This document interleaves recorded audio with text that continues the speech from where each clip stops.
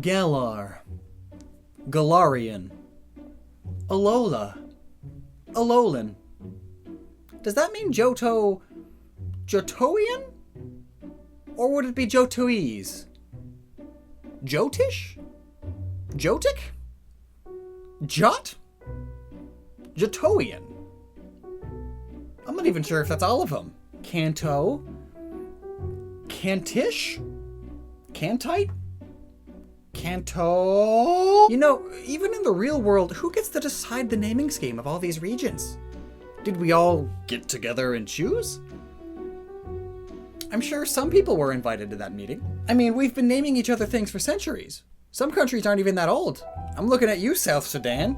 Couldn't even come up with a better name after breaking off from Sudan. But if you are from South Sudan, would you be Southern Sudanian? Or would you be a South Sudanite? I mean, I'm American, right? But what if I was an American?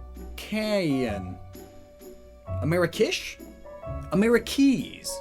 See, it all flows wrong. And it's all just made up words. All words are just made up.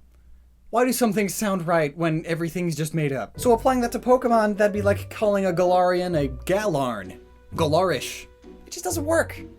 Because it'd be bad English. So how do we determine this? Where we're based in? Country or region or whatever. And thus, what would the forms of the different regions be called? If we went back to older regions and we introduced variants, regional variants of them, what would we say? Well, that is exactly what this video is about. Demonym.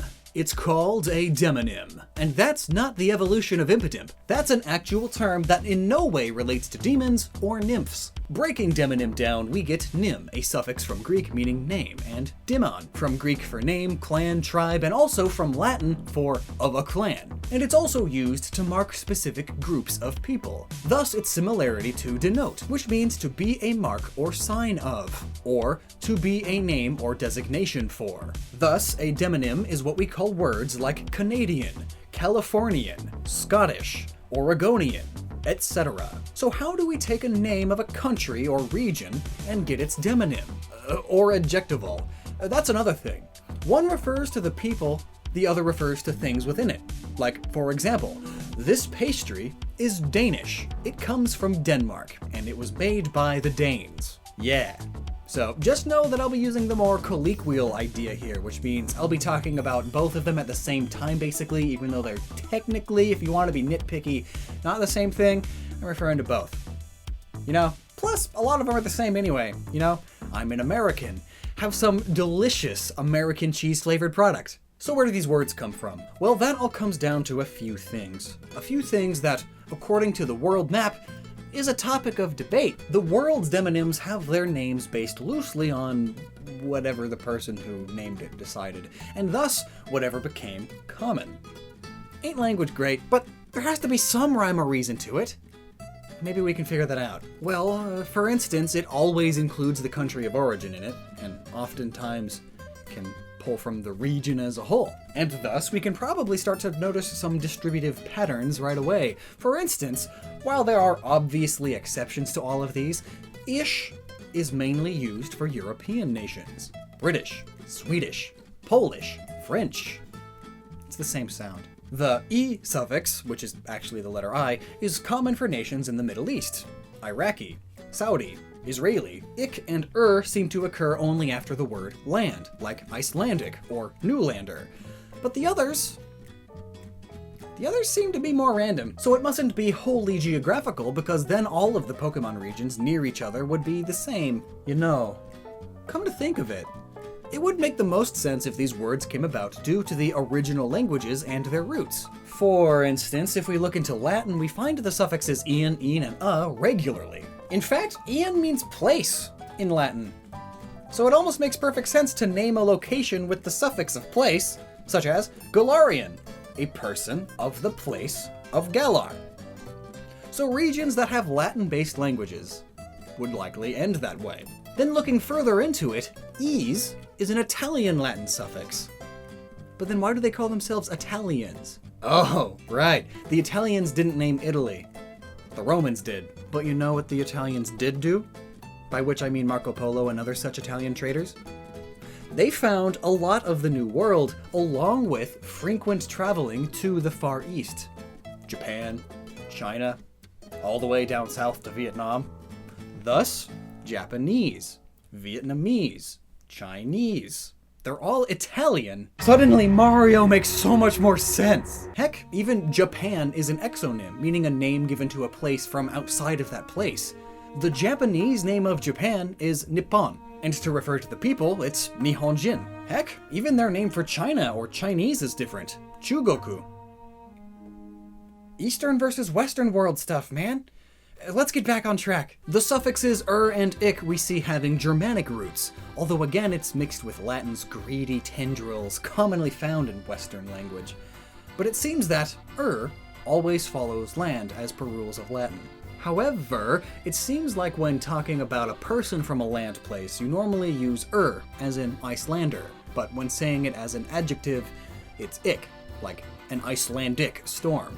Now ish is the totally Germanic language suffix, not even slightly tainted by Latin's roots. Though again, in case you were wondering, just like with the Italians, funnily enough, a German is what you call someone from Germany because Latin named them, not the Germans. But Germany named England. Thus you call them English instead of Englander or Englandic, which would be correct if times were different in the history. That's a quote from me. No one gotta take that. I'm just digging my grave deeper. And while language continued to change and evolve, these names that we have for ourselves stuck. Thus, also, Japan still being Japan to us in the West even. And this is basically where these demonyms come from. It's from whose word for the people of the area stuck throughout the ages, normally originating from whichever world power was strongest at the time.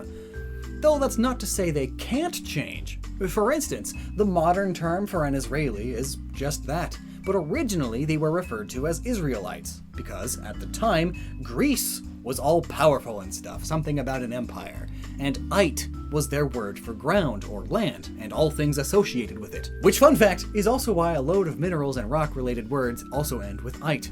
But they would also call the people living on certain sections of land by the same name. This rock is found in Canaan, thus Canaanite. These people live on the ground and rocks known as Canaan. Thus, they are Canaanites. So now that we have plenty of real-world examples, we can almost piece together some of the words for the regions found in the Pokemon world, which is mostly based on our own world, so we can go ahead and apply some of our history to it, I guess. So we have Galarian, meaning they are a very old country and/or were founded by the Romans or perhaps other major Latin-speaking language empire. However, just because we think the Romans founded them and we also think that Galar is close to Kalos, doesn't exactly mean Kalos would be Kalosian. Though, that doesn't sound too bad. They may actually be Kalosian again. Kalosan, again, is still similarly named by Latin speakers. Then we have Alolan, also official. Again, Latin roots. I guess the Romans were much more into Pacific Ocean environment exploration than they actually were here. Now let's see, the rest of the main games. We have Kanto, Jhoto, Sinnoh, Hoenn, Unova, the Sevi Islands, and then there is the Ore region and Hoenn, Almia, Fior, Oblivia, Ransei, Carmont Island, Ferrum, Rhyme City, TCG Island, and 2 Pokemon Islands. Plus the anime had the Orange Archipelago and Decolor Islands. Now, some of these we aren't sure count as regions or countries, like TCG Island or Pokemon Island, but they would simply be called Islanders as per the linguistics. So, Sevi Islanders, TCG Islanders, Orange Islanders, etc. Kanto would likely be Kantonian, or, just for fun, Kantonese, but obviously that's too close to the real world's Kantonese. But in Gen 7, we actually do see that it would be Kantonian, just like the name of the gyms in Mali City. Fun fact, in Japanese it translates to Gym of Kanto, just like Kantonian to us Englishers. Language is neat. Because of its closeness to Kanto, Jhoto would be either, again, JOHTONIAN, or again, Jhotoese. Though I feel JOHTONIAN would be more realistic, as they are about the same age of regions, so it makes sense that they were named by the same general language. So also, because Sinnoh and Hoenn are so close, we can probably guess rather easily. So if you were from Sinnoh, you could be a Sinnonian. Adding that N at the beginning of the end suffix is occasionally done to make it sound nicer. Again, this is all easy, because Latin is great. But would that mean if you were from Hoenn, you would be a HOENNIAN? That's a lot of N's, but really, HOENNISE is pretty bad. And plus, again, it would make sense that it was similar to Kanto and Jhoto, as it's pretty close. HOENNIAN. HOENNIAN. HOENNIAN. Now finally we get to Unova, which is not a close place. This one we could realistically see being any name, but I feel like UNOVIAN is another good one.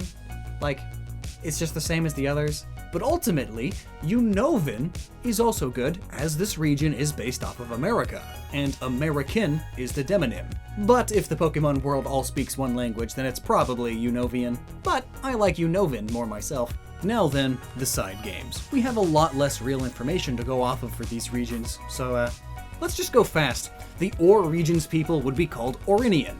Holon would be Holoni, because I guess they're near Arabia.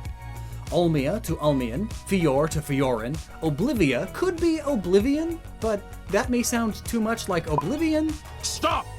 You violated the law. Which is where the name comes from, but still, maybe because it's an island out there somewhere, we could get away with Oblivies or Oblivites. Leaning more towards the first. Ransei is also interesting. There's a good trend of Ian or An because these are all English names, so Ransen or Ranseian, but this region is extremely feudal Japan expired, so Ranseinese could work.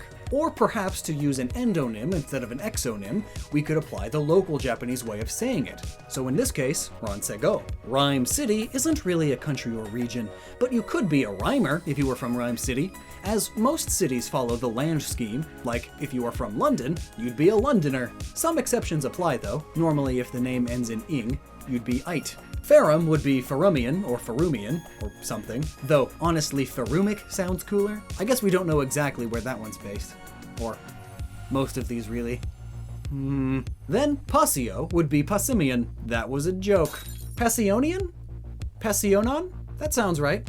One of those. Passio comes from passion, so it works out pretty well. So, was this mostly speculative video important for you to watch? No. But you did anyway, which means you're a great person. Thank you for being so interested in learning with a thinly veiled Pokemon-shaped sheet. Language history is super cool. Great info to put into your noggin. Thanks for watching.